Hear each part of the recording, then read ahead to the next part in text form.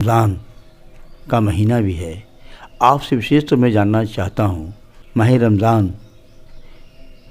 کہ اس مہینے کی میں لوگ جو روزہ رکھتے ہیں اس سے کیا فائدے ہیں؟ دراصل کیا ہے کہ آپ اسلام کا اگر مطالعہ کریں گے، اس کی اسٹڈی کریں گے، تو اسلام میں جتنی بھی عبادتیں ہیں وہ صرف اس لیے ہیں کہ ہمیں حیوان کی منزل سے نکال کر کے انسان کی منزل میں داخل کیا جائے.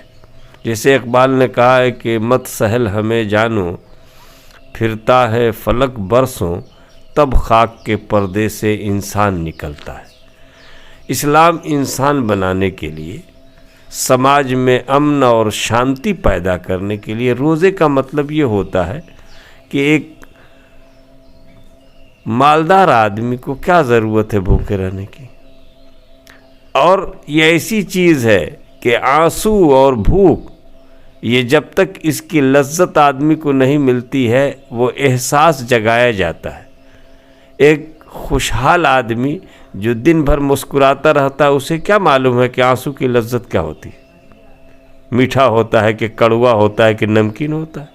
اسی طریقے سے جو آدمی سونے کا چمچ لے کر کے منہ میں پیدا ہوا ہے، بادشاہ ہے، حکمراں ہے، نوابین ہیں، یا اس قسم کے جو بھی زمیندار ہیں یا آفیسر رینک کے لوگ ہیں یا خوشحال لوگ ہیں، انہیں کیا معلوم ہے کہ ایک روٹی کے لیے آدمی کتنی محنت کرتا ہے. اور کبھی کبھی ایسا بھی ہوتا ہے کہ آپ کو میں بتاؤں کہ بچے پتھر ابالتی رہی ایک ماہ تمام رات، بچے فریب کھا کے چٹائی پہ سو گئے.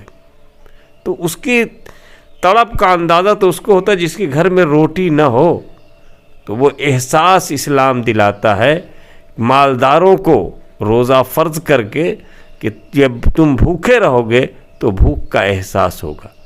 کتابوں سے نہیں پتہ چلتا ہے. ایک بڑی لطیف مثال ہے کہ نامرد کو اگر مردانگی کے جوہر کے بارے میں بتایا جائے کہ عورت کے ساتھ لذت کیا ہوتی ہے تو مر جائے گا، اسے الفاظ میں نہیں لا سکتا. وہ مرد ہی جو ہے اس لذت کو محسوس کیا جا سکتا ہے، احساس میں لایا جا سکتا ہے. اسی طریقے سے بھوک کے متعلق ہم لاکھ تقریر کرتے رہیں، آپ کے سمجھ میں نہیں آئے گا، لیکن جب آپ کو بھوکا رکھ دیا جائے گا تو آپ کے سمجھ میں آ جائے گا کہ ہاں بھوک کیا چیز ہوتی ہے، پیاس کیا ہوتی ہے. یہی وہ فلسفہ ہے جو اسلام نے دیا ہے تاکہ غریبوں کا خیال رکھا جائے، یتیموں کا خیال رکھا جائے، بیواؤں کا خیال رکھا جائے، مظلوموں کا خیال رکھا جائے اور سب کی ضرورتوں کو پورا کیا جائے. حدیث پاک میں آیا ہے، میرے آقا فرماتے ہیں کہ جب تک انسان کے دل میں نرمی پیدا نہیں ہوتی وہ کچھ بھی ہو جائے لیکن اسے کوئی خیر نہیں مل سکتا. خیر کا مطلب کوئی اچھائی اس کے اندر پیدا نہیں ہو سکتی ہے، چاہے وہ مولانا ہو، چاہے وہ مفتی ہو، چاہے وہ زاہد ہو، چاہے وہ عابد ہو، چاہے وہ کوئی بھی ہو. جب تک اس کے دل کے اندر نرمی نہیں آئے گی اس سے کوئی خیر نہیں پیدا ہو سکتا، کوئی اچھائی نہیں جنم لے سکتی ہے. اور دل کے نرمی کا مطلب یہ ہے کہ ایک دوسرے کے آنسو کو دیکھ کر کے آپ کے آنسو نکل جائیں اور آپ اس کے آنسو کو جب اپنے دامن میں جذب کرنے لگیں گے تو یہ سمجھ جائیے گا کہ میں خیر کی منزل سے ہوں. کسی کی تڑپ کو دیکھ کر کے آپ خود تڑپنے لگیں، کسی کی بے قراری کو دیکھ کر کے آپ خود بے قرار ہو جائیں، کسی کی بے چینی کو دیکھ کر کے آپ بے چین ہو جائیں، کسی بیمار کو دیکھ کر کے آپ پریشان ہو جائیں. اور آپ کے پاس جتنی طاقت ہو، جتنی توانائی ہو، اس کے اعتبار سے اس کی مدد کریں، تب جا کر کے آپ خیر کی منزل اور اچھائی کی منزل پر اور انسانیت اور مسلمان کی منزل پر آپ فائز ہوں گے. طب کے لحاظ سے کتنا امید ہے اس کی؟ ارے طب کے لحاظ سے تو یہ ہے کہ اب اگر میڈیکل سائنس کو آپ پڑھیں گے تو اندازہ لگ جائے گا کہ آج تو روزہ ڈائٹ کے نام پر روزہ ہی تو رکھوایا جاتا ہے. ڈائٹ کے نام پر جو ہے وہ روزہ ہی تو ہوتا ہے. اسلام نے روزے کو قرار دیا اس لیے کہ میڈیکل سائنس یہ بتاتی ہے کہ اس سے پورے سال کا جو جسم کے اندر بلاکیز یا چربی بڑھ جاتی ہے یا جو بھی خون کے اندر جو ہے یا معدے کے اندر جو کچھ ہوتا ہے یہ تمام کی تمام صفائی ہو جاتی ہے. اور ایک تندرست آدمی کے لیے ایک اچھی صحت کے لیے ضروری ہے کہ انسان روزہ رکھے.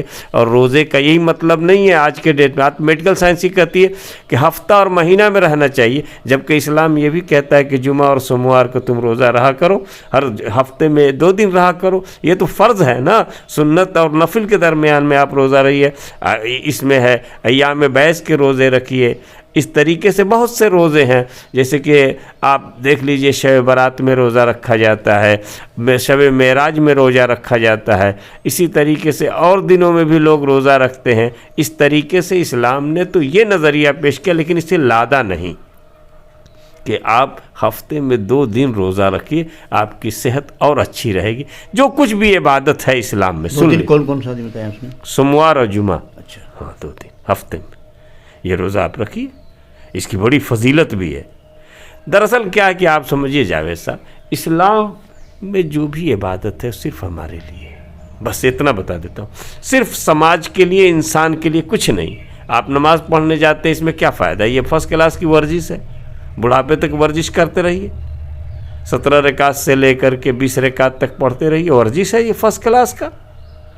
اسی طریقے سے اس میں حاضری بھی ہے اور تمام چیزیں بھی ہیں. آپ سمجھا کیجئے کسی چیز کو. اسلام کا نظریہ حیات یہ ہے کہ آپ اسلام پر جتنا بھی عمل کریں گے سب پورا کا پورا آپ کا فائدہ ہے. اور اس میں انسانی میڈیکل سائنس کے اعتبار سے، معاشرے کے اعتبار سے، سماج کے اعتبار سے، اخلاقیات کے اعتبار سے، دینیات کے اعتبار سے سب فائدہ آپ کا ہے. اس میں اللہ اور رسول کا کوئی فائدہ نہیں ہے. یہ قانون اس لیے بنایا گیا کہ آپ اس پر عمل کر کے اپنی زندگی کو، اپنے گھر کو اور اپنے سماج کو ایک خوبصورت اور حسین گلدستے میں پیوست کر سکیں. دیکھا، آپ نے ابھی بات کر رہے تھے فدا حسین واشنگٹن